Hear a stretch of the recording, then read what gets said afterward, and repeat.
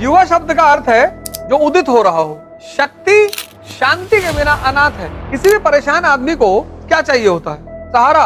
और जवानी का काम ही क्या है? कुछ करना है कि जितनी चीजें पढ़ रहे हो इसको यहाँ हजम करने में टाइम लगेगा। उसके अपने तरीके हैं, या तो लिखो और या किसी को समझाओ। अब शक्ति तुम्हारे पास है, तुम्हें इसका अंदाजा ही नहीं है। शांति तुम गुटके से लाते हो।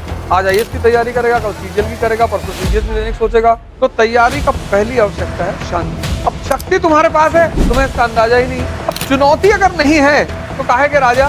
राजा मतलब वो व्यक्ति जिसको पता है कि एवरीडे चैलेंज का जो भय है ना, उसे पीछे ले जाता है। जो आग पैदा करती है अंदर, वो है बेइज्जती। तुम्हारे बाप ने जूता बनाया था, मैंने पहन रखा है, ऐसे मैं एक अच्छा राष्ट्रपति बनूं।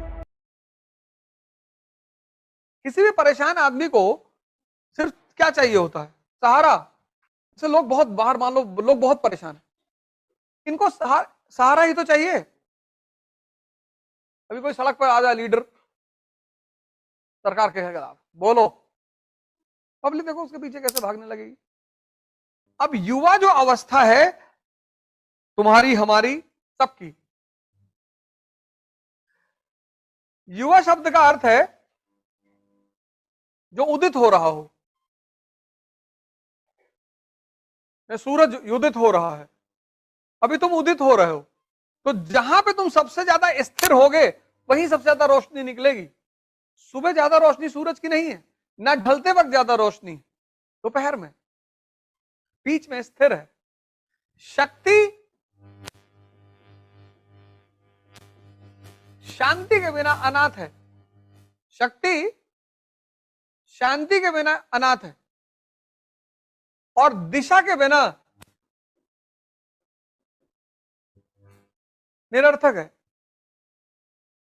इस शक्ति के पास अगर शांति नहीं है तो वो अनाथ है, कुछ नहीं कर पाएगा।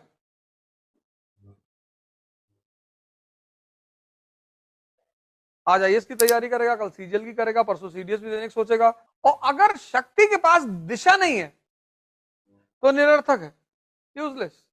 क्योंकि करना तो उसे कुछ है, और जवानी का काम ही क्या है? कुछ करना है।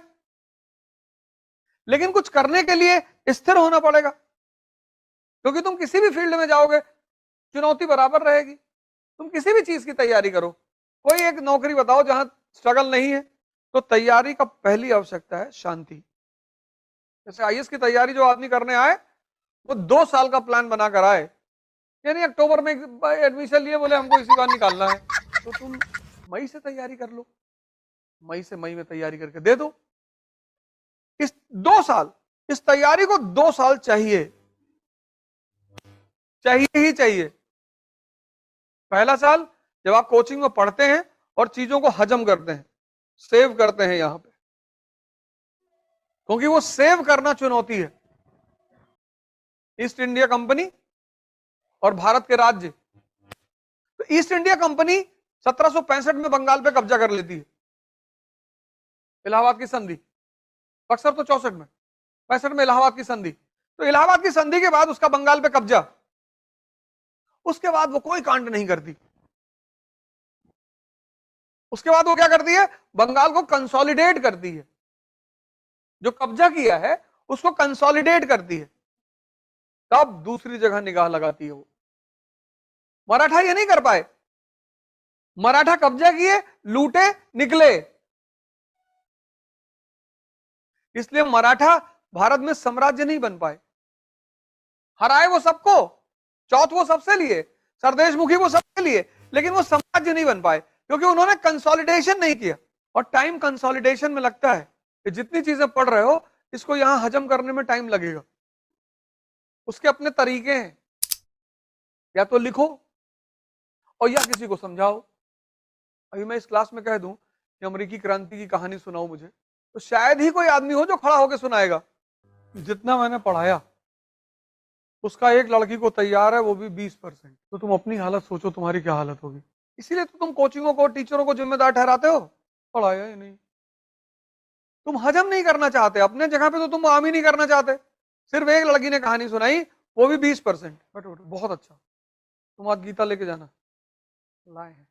तुम होमवर्क ही तो नहीं करते हो, अभी तो दिल्ली उल्ली की कोचिंग है, तुम लोगों से इतना पैसा लेके भगा देती हैं। तुम यहां से दिल्ली जाओगे, 2 लाख रुपए फीस दोगे, लेकिन तुम होमवर्क वहां भी नहीं करोगे। तो उनके भी पढ़ाने में कोई कमी नहीं होगी। तुम्हारे पार्ट पे तुम खत्म हो, जो तुम्हारा पार्ट है वहां तुम खत्म हो, क्योंकि तुम होमवर्क ही नहीं कर रहे हो। अब शक्ति तुम्हारे पास है, तुम्हें इसका अंदाजा ही नहीं है। शांति तुम गुटके से लाते हो, हल्का अनस्टेबल है, गुटखा फाड़े खा लिए। इन सब चीजों में कोई स्वाद थोड़ी है, ये तो निकोटीन है इसमें, तो ब्लड सर्कुलेशन को लो कर देती है, उससे थोड़ा शांति मिल जाती है, सुकून मिल जाता है। तो शक्ति का तुम्हें पता नहीं, शांति तुम बाहर से लाते हो और दिशा गई भाड़ में। यूट्यूब खोल लिए, किसी ने बता दिया ये किताब पढ़ लो, वही पढ़े जा रहे हो। किसी ने कहा सर नीचे करके पैर ऊपर करके न्यूज़पेपर पढ़ना चाहिए, वैसे ही किए जा रहे हो। सबसे कम किताबें पढ़नी है इस तैयारी में, किसी भी तैयारी में, किसी में नहीं। अब चुनौती अगर नहीं है तो काहे के राजा?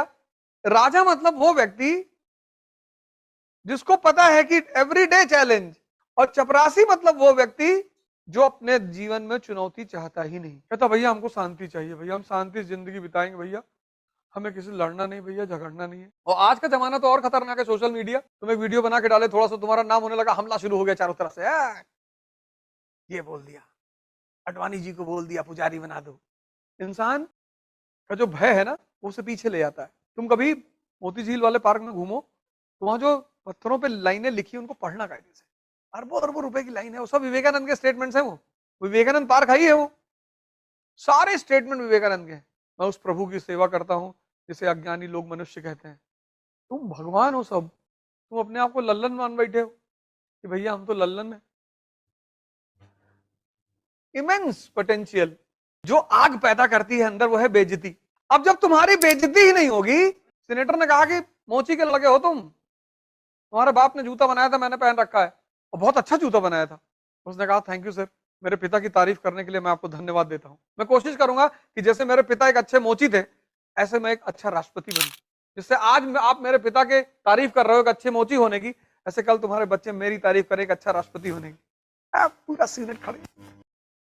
जानते हैं पाकिस्तान का सारा पानी कश्मीर से निकलता है, तो जब भी हमारे पर मुसीबत आएगी हमें सपोर्ट कौन करेगा? पाकिस्तान। और अगर पाकिस्तान नहीं भी करेगा तो ओपेक कंट्रीज करेंगी, ऑयल प्रोड्यूसिंग कंट्रीज करेंगी, इस्लाम के नाम पे, इस्लामिक भाईचारा, इस्लामिक ब्रदरहुड।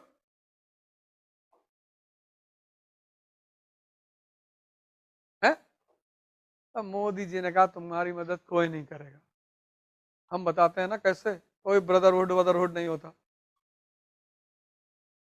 जलालुद्दीन मंगबरानी राजकुमार था ख्वारज़मी का, भागता हुआ हिंदुस्तान पहुंचा, चंगेज खान दौड़ाया हुआ था। इल्तुतमिश से उसने कहा कि भाई तुम भी मुसलमान, हम भी मुसलमान। उसने कहा तो कहा हमको शरण दे दो, मुझको एक काफिर दौड़ा रहा है। कहा अगर तुमको शरण दे दिए तो ये काफिर तुमको भी मार डालेगा, हमको भी मार डालेगा, तो भाई मरना तुमको पड़ेगा। मैं तो काफिर के खिलाफ तुमको शरण नहीं दूंगा।